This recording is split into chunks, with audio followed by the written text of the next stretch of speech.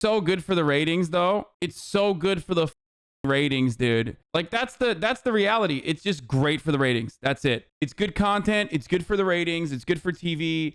It's good for the military industrial complex. It's good for like what keeps the American wheels greased, you know? And that's precisely why they do it. There's no like genuine reason. There's no like, no one gives a about the Ukrainian people. Get out of here. If they give about the Ukrainian people, they would immediately de-escalate, okay? But both sides are escalating tensions because they don't give a about the Ukrainian people. That's it. It's just like, this is good. This is good for, you know, every other part of the economy that relies on war, an endless sea of war. U.S. troops to be put on heightened alert, meaning they are ready for rapid deployment to support America's NATO allies if Russia invades Ukraine. The president held a video conference call with European leaders to coordinate the response.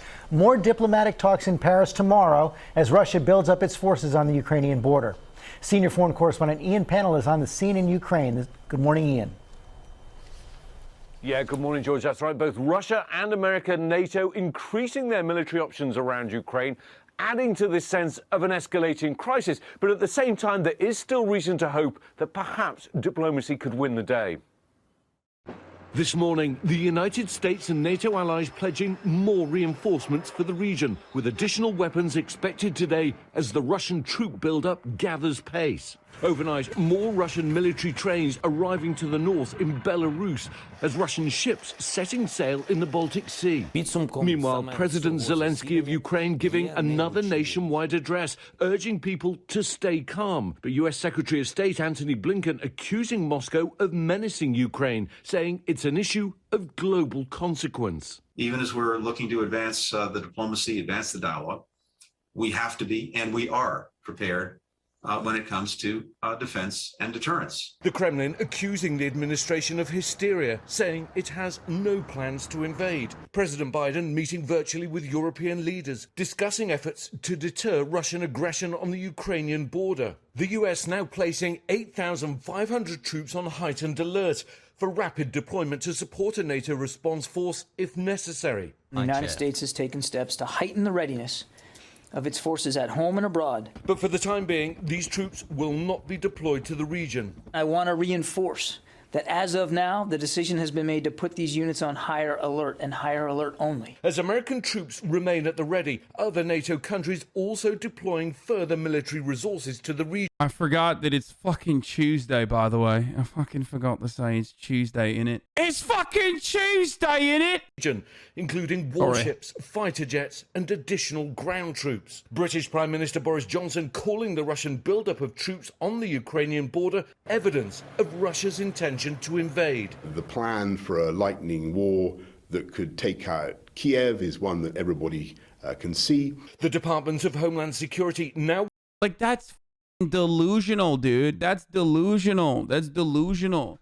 The idea that Russia's gonna take out Kiev is crazy to me, okay?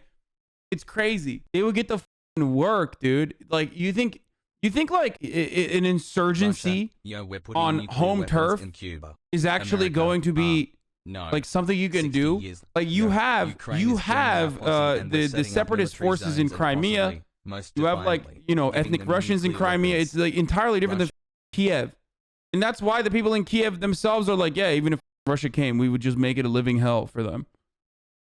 A warning of potential Russian cyber attacks if the US or NATO responds to an invasion of Ukraine, saying Russia maintains a range of offensive cyber tools that it could employ against US networks, from low-level denials of service to destructive attacks targeting critical infrastructure. The Kremlin's been talking this morning, saying that it's profoundly concerned by the latest US moves, but it won't comment until it receives its written response from the Biden administration. Meanwhile, France and Germany planning to try to revive these de-escalation talks with Russia and Ukraine. That takes place in Paris tomorrow. Cecilia? Still hoping for an off-ramp. Okay, Ian, thank you. The Pentagon placing, as you said, those troops on high alert, but for now not deploying them to the region. So let's bring in our senior White House correspondent, Mary Bruce. There are so many people on Reddit that want U.S. boots on the ground. It's insane. People still believe in the world police rhetoric. At least European countries are a lot more chill. Hell, even Ukraine is like, bro, the Yanks are nuts. This still marks a major... Yeah, the reason why the Yanks are fucking nuts is because they have less to lose and only to gain.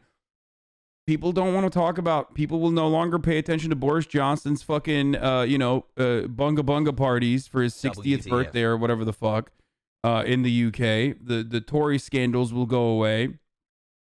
Joe Biden, Joe Biden's economy will no longer be the main fucking conversation. He's, showing strong opposition towards our foreign adversary, Russia. Okay. More guns are being sold. That's pretty good. You know, the defense sector is doing better. It's a win-win-win for the Westoids. Okay. That's who wins in this conflict. You know who loses? Ukrainians. And that's why even fucking Kiev is saying, stay calm, remain calm. We're trying to de-escalate. Meanwhile, Americans are like, fuck no, baby. What do you mean de-escalate? Get the fuck out of here. We're coming in guns blazing. We're ready to do door knocking. Let's go. Your shift for the administration.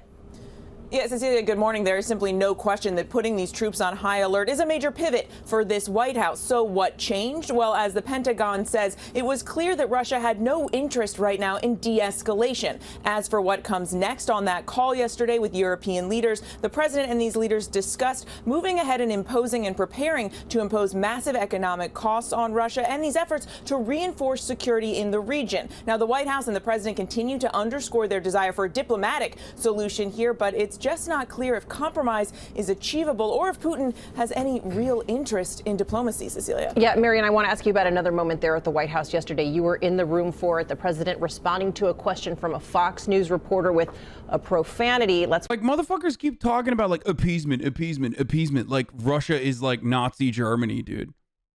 Appeasement. So like the other side of appeasement is war. Like, is that what you want? You don't want that. Okay? You don't want that at all.